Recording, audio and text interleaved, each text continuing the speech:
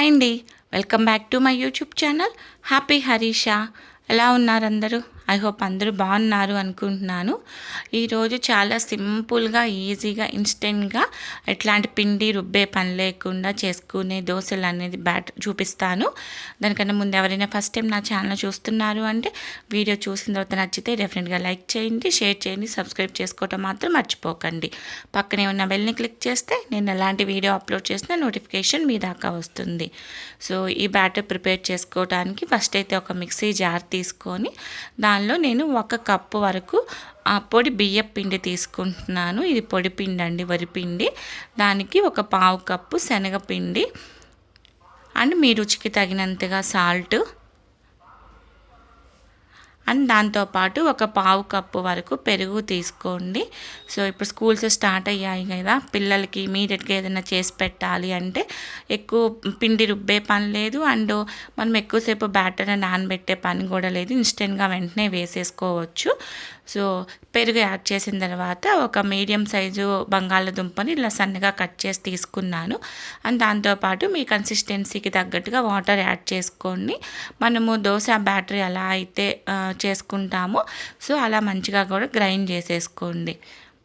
దీన్ని మనం ఏం పక్కన పెట్టక్కర్లేదండి, మనం ఇమీడియట్గా దోశలు వేసేసుకోవచ్చు. మనము ఇన్స్టెంట్గా చేస్తున్నాం కాబట్టి కొంచెం వంట సోడా వేసుకున్నాము అంటే దోశలు మంచిగా ఉంటాయి అన్నమాట, గట్టిగా ఉండకుండా. సో అవి వేసుకొని మంచిగా కలిపేసుకొని మనం నార్మల్గా దోశలు ఎలా వేసుకుంటామో అలా వేసేసుకోవటమేనండి. దోశ తవా పెట్టుకొని మంచిగా హీట్ అయిన తర్వాత మంచిగా దోశ స్ప్రెడ్ చేసుకోండి. ఇక్కడ చూడండి, కొంచెం నాకు బంగాళదుంపలు అనేది కొంచెం మంచిగా గ్రైండ్ అవ్వలేదు. సో మీరైతే 1-2 సార్లు మంచిగా గ్రైండ్ చేసుకొని చెక్ చేసుకోండి. నాకు ఇంకా అప్పటికే లేట్ అయిపోయింది, హడావుడిగా వేసేసుకున్నాను నేను.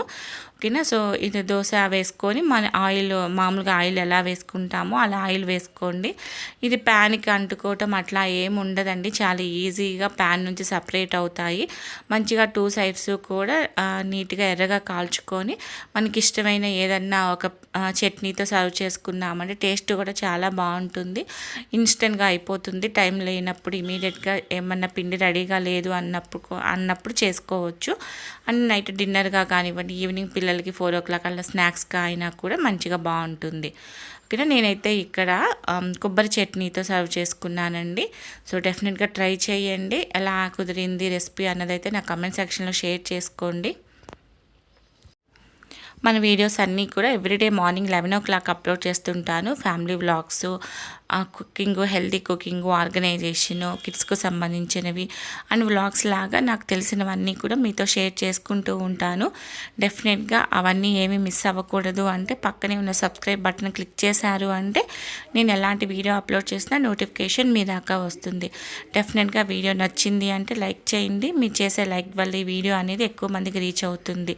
ఇంకొక మంచి యూస్ఫుల్ వీడియోతో మళ్ళీ కలుస్తాను. Thank you so much for watching. Take care. Bye.